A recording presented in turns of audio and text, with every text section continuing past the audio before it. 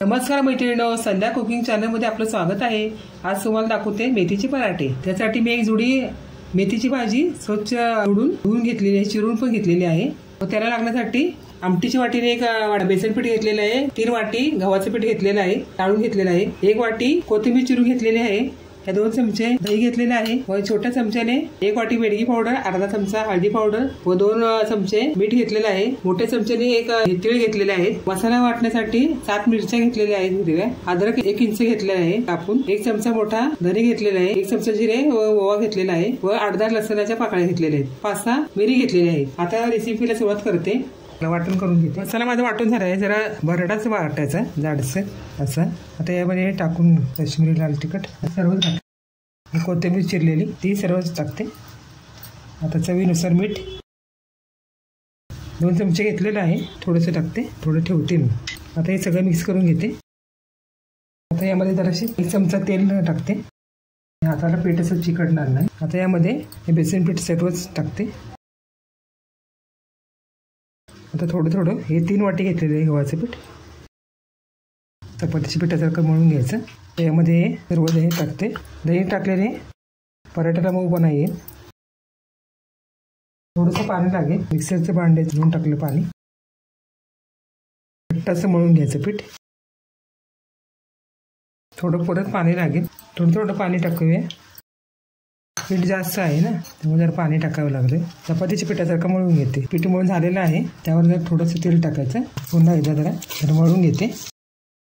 पीठ असं कडक नाही होणार। त्याला झाकण लावून 10 मिनिटं ठेवायचं, नंतर मी पराठे करून दाखवते। हे पीठ मी पातळीवर झाकून ठेवलेलं। आता याचे छोटे छोटे गोळे करून घेते। चपातीचे गोळे करतात तसे गोळे करायचे, इतके आकाराचे लहान लहान गोळे। तेल थोडं लावल्यामुळे गोळे हातात चिटकत नाही, एकसारखे करून घ्यायचे। सर्व पिठाची गोळे करून घेते इतकी।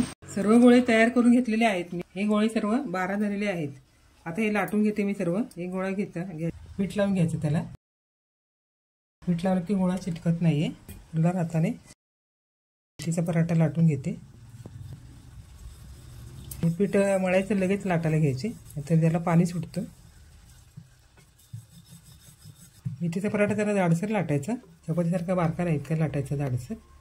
हे ताट घेतलेलं आहे मोठं, त्यामध्ये टाकले, त्या पद्धतीने सर्व लाटून घेते। तवा तापलेला आहे, आता यामध्ये मी थोडंसं तेल लावून घेते। याची फ्लेम मोठी करून घ्यायची। आता चेंज करून घेते साईडने जर तेल लावून घेते। तुम्ही तेल किंवा तूपही लावू शकता, मी तेल लावलेलं आहे। परत चेंज करून घेते।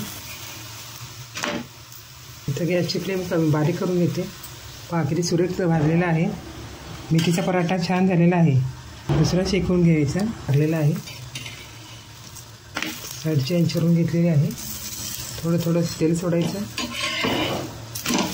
पलटून घेतलं।